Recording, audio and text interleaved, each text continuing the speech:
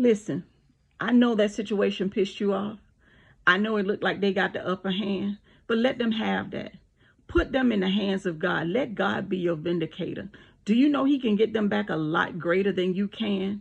You trying to fight that battle in your own strength, right? You trying to get them back. You trying to repay them. But what good is it going to do you? I know in the moment it'll make you feel good. I know in the moment it won't make you look like you're weak. But what does God say? Love those who are unlovely. And it's not that you giving them per se the upper hand on you, but you are a child of God. You are chosen, and you know that God will fight this battle for you.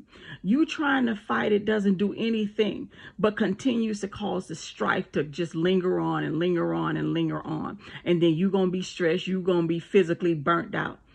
Why fight that battle in your own strength? God tells us to pray for our enemies. And I know that's sometimes easier said than done, because in the natural, we want to fight them back with our words, not maybe physically, but with our words. And then we'll go to God and fight in the spirit and say, Lord, forgive me. I apologize. I'm sorry. And he accepts our apology, right? If we're not going to do it again. But more than likely, that person done pissed you off, that every time you see them, you're going to be angry with them. Why are you giving them the upper hand? Do you know that when you do that, you're giving that person your power? You are stronger than that. You are a child of God. You got to let them have it in the moment. Just let them have it. It's okay. You're a bigger person. God is going to reward you for your diligence and your obedience. You know, people are angry. The enemy works through people. And the enemy is trying to frustrate you and get you upset and get you off track from with your God-given destiny. Don't let him win.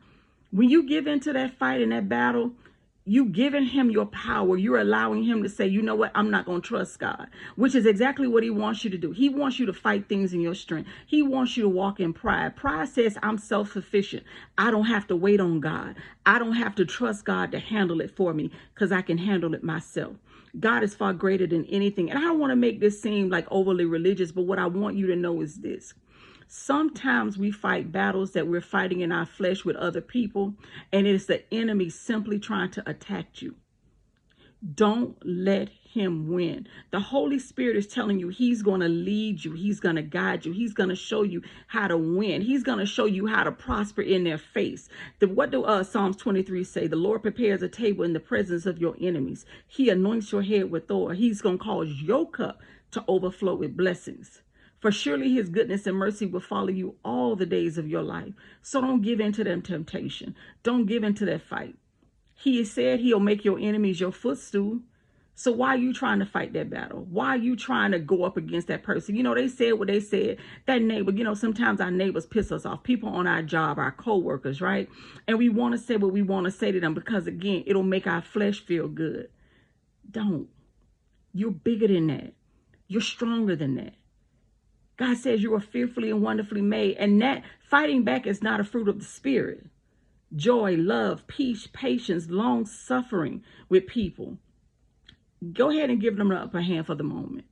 You take them and put them in the hands of God. You lay them at the altar of God, and you trust God to fight that battle for you.